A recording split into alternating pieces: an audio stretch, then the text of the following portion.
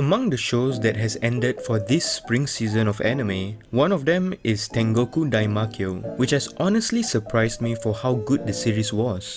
The show first seemed weird and I was hesitant on even watching it, but it actually made me interested in its world and the mysteries within it. So in this video, I'm going to give my thoughts on the show and some things that I expect to see in season 2.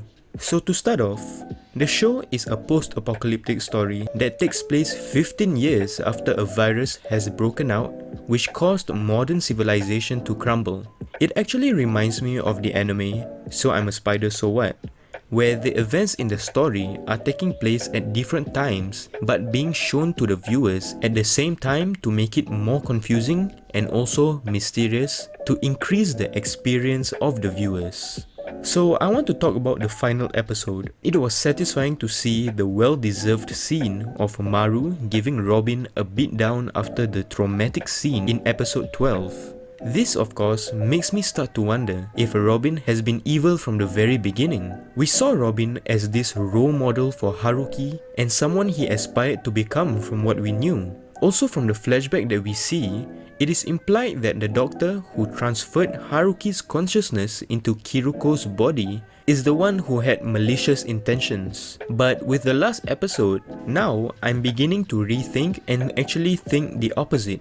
There is a scene in the last episode where Kiruko is wondering why Robin made a scared reaction when meeting her again after so long. Then we hear a gunshot sound. And if you remember back to episode 3, when Kiriko was saving Haruki from the man-eater, we hear a gunshot being heard as well. This makes me think that Robin was the one who shot Kiriko off screen, which probably led to the doctor having to decide who to save. And with Haruki having lost most of his body to the man-eater, while Kiriko having been shot by Robin, the doctor decided to try and save both by transferring Haruki into Kiriko's body and combining them together into Kiruko.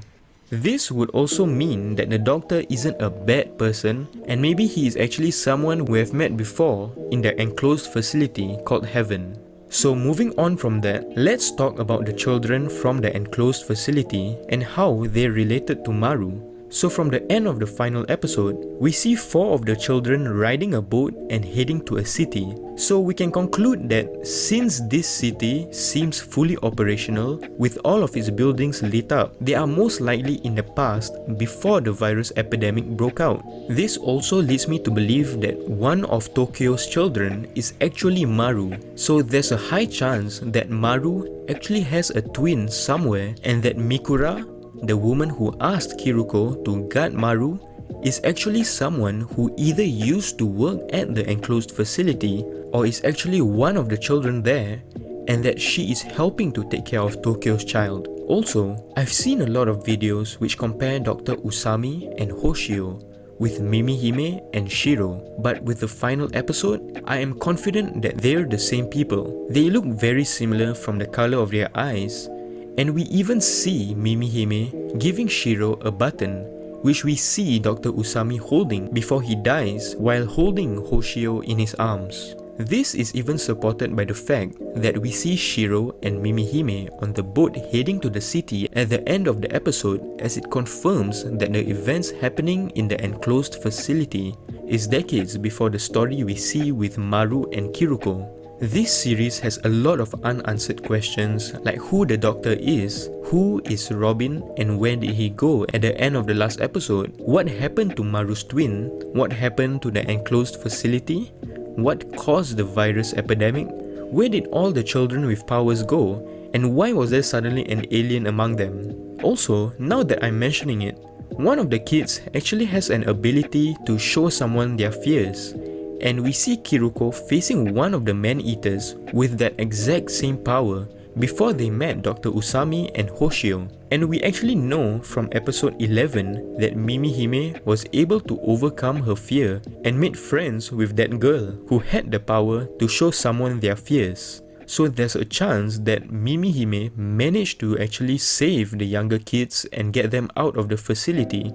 And that girl chose to follow her and actually ended up becoming a man-eater that Kiruko and Maru faced before meeting Dr. Usami. Man, this series feels as if everything is connected, while also giving me the feeling that none of it will ever be confirmed. They better make a season 2 and give us the answer to these questions. I believe that's all I have to say for the show.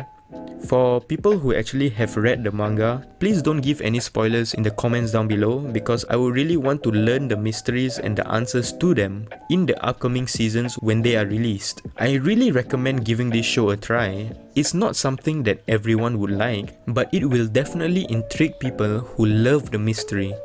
Well, that's it for today's video. See y'all in the next one. Bye bye.